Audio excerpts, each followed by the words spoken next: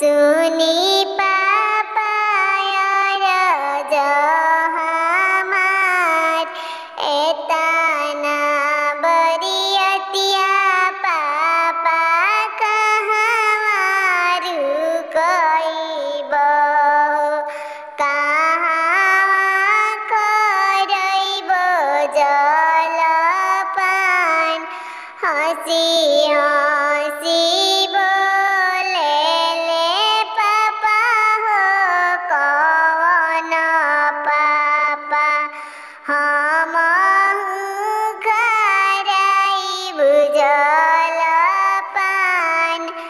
दुआरा उतरब बेटी साजन लोगवा हो पनिया पियाइब जे आज